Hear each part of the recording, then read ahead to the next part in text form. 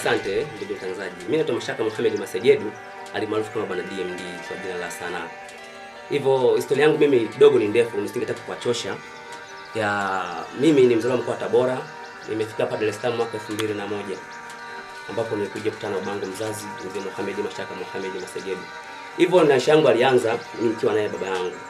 Kielimu kwa kweli mimi sijafanikiwa kusoma, lakini tu na upewa kawaida. Hivyo nilibidi nitumie nguvu nyingi au juhudi kubwa kutafuta riziki zangu. Baada ya kufika hapa katika kuangaika kuna huku nilikuwa nimeenda kufanya vibarua. Hivyo nilijiunga na kazi nyingi, hasa kulima bustani, kwenye mafensi ya watu, aidha kwenye site ya watu. Mwisho wa siku kutokana na kuendelea kufahamika kwangu, basi nilijikuta nimepata kazi za ulinzi. Nikajiunga kazi ya ulinzi, nikaanza kupata kipato kidogo kidogo. Familia yangu kuikiwa hali ya chini, kwa mfano ukiangalia mama yangu kijijini kwa mwache, baba yangu Dar es Salaam alikuwa na mama mwingine sio mama yangu aliyomzaa. Na mimi kama kijana niliendelea kuishi na kuangaika kwangu kama kawaida. Unajua tena kama kijana hatimaye niliweza kutamani kuwa na familia. Ambapo kwa uchumi mdogo niliokuwa nimejijenga kwamba naweza nikala nikashiba na mwenzangu, pia niliweza kumpata mke wangu mzuri anaitwa Salima ambaye ni mtoto wa Iringa hapo. Bibi mama kwa kweli tulipokutana naye tulipendana. Haswa tulipendana. Basi kupitia nafasi hiyo mimi nilianza kuishi naye kiwiziwizi katika maeneo nilipokuwa nikiishi. Baba yangu sisi kiimani ni wa Kiislamu, hakupendezewa na hatua kama hizo. Baada ya kunisikia kwamba anashakuwa na kimada ndani ya nyumba, aliweza kunifikia paka katika eneo nilikuwa nikikaa mimi. Baada ya kunifikia huyo mzee pale, hivyo akataka kujua kwa nini nimeamua kuchukua maamuzi ya kuwa na mwanamke kwa sababu ya kufahamu. Nikamwambia baba, hii habari sio kweli, lakini katika sababu ni mzazi wangu nikaona sina sababu ya kumdanganya. Natamani kuwa na mke kweli. Nikamuuliza baba, ni kweli?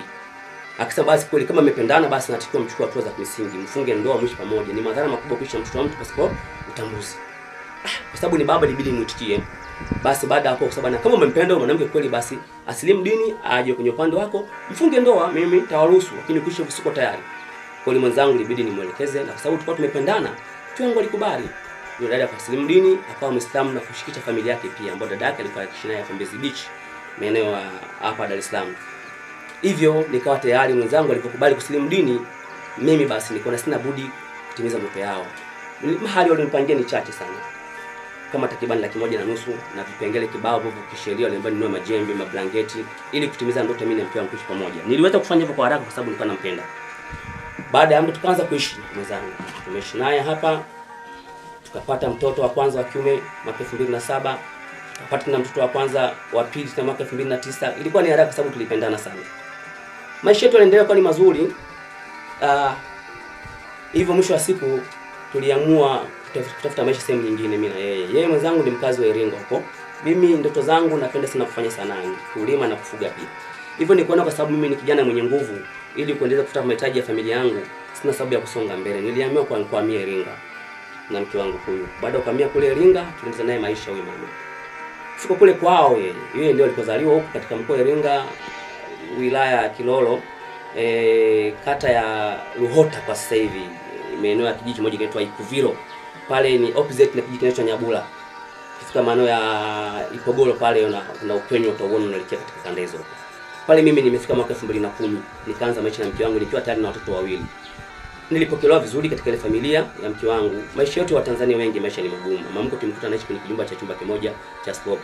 Tuliungana naye na sisi wanaye pia tukaanza kuishi kwa pamoja. Mama mkwe alinitaka nikae pale na mwanae, na baadaye waliamua wao mimi nipewe eneo nikae na mke wangu, nilime na kufuga na kujenga pia. Niliwashukuru, lakini kwa kweli mimi kutokana si mtoto wa Kinyamwezi, jadi yetu inaruhusu kwamba uwezo kukaa katika maeneo uliyoolea na ukajenga ukaishi mle. Nalima, ila kujenga tutafuta maeneo kwa sababu nimekupenda, basi inabidi tufanye maisha huko. Kweli tukaendelea kuishi na mke wangu kwa staili hiyo.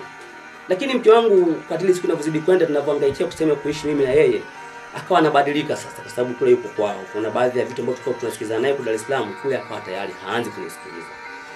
Kama unavyofahamu mkoa wa Iringa ni watu ambao wanaotumia sana vilevi vya aina pombe, ni kama asili yao. Mke wangu jadi ile tena alikuja akaendeleza baada ya kurudi kule kijijini kwao kwa kuungana haswa na mama yake mzazi na familia yake, sababu ndio mapenzi yao. Kwa kila jambo analofanya pombe na shirikisho kwa kwenda mbele. Bila pombe kazi zako naweza zisifanyike.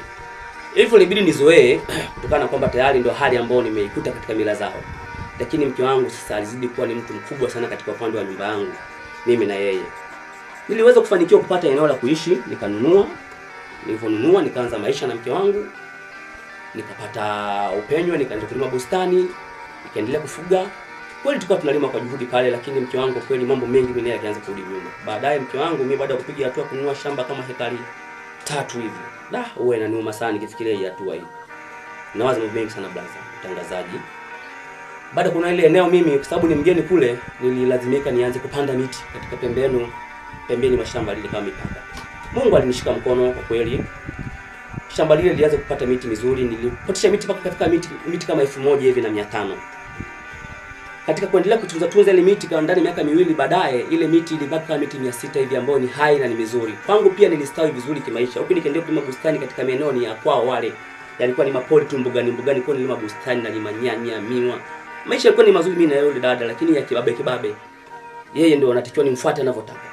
Lakini mwisho wa siku nilianza kujisikia mimi kama ni mtu wa kuumwa na nini. Mama mkwe baada ya yeye kutaka kuja kuishi pale nyumbani kwetu ambapo ni nyumbani tunapokaa mimi na yule mzazi mwenzangu. Naona mama mkwe nikasema kwa sababu ni mama mkwe, basi tukae naye. Mpe amefika pale nyumbani kwangu, mimi nilijua kama anakuja kama msaada wako. Saidia yale vikwazo mimi na yeye na mke wangu, kumbe ndio anakuja kuongeza sasa uzito. Mwanamke baada ya kuwa tayari tunamiliki familia pale pamoja na mama yake mzazi alipo. Kwa kweli nilipata shida sana ndugu mtangazaji. Hali ilikuwa mbaya. Huku na kule niliendelea kudevelop na kujikuta ni mtu ambaye mipango ya kurudi nyuma, ni mtu wa kuchoka, ninaumwa. Sielewi sasa hali yangu ikaanza kubadilika. Mke wangu ni haeleweki sasa, ni mkali kiasi anachojaribu kumwelekeza mama, mbona najaribu kupanga tufanye hivi, unielewe kwa nini? Wewe toka hapa. Mama nini nakuwa ni mengi ambayo haeleweki. Mwisho wa siku na mimi nikawa natumia nguvu, maana tunagombana. Kisha gombana, kumvua na kwenda mwisho wa siku mimi inabidi sasa niwe chini yake, natulie tu ili maisha yaendelee. Mwisho wa siku mimi kwa katika ile kuumwa ilazimika niende kwa mzee mmoja hivi, akaniambia bana, kijana wangu, tatizo lako ni kubwa sana. Naona bana, usipokuwa makini hapa wazee watakuumiza. Kaambia kivipi faza? Jaribu kutembea. Naona bwana. Kweli siku moja nilikuja nikakamata chakula ambacho mke wangu ameweka dawa. Nikamwambia bwana, hiki ni nini? Akasema wewe unasema naomba tumbo. Sasa tumbo inaonekana dawa kwa mimi kujua. Tukaanza ugomvi.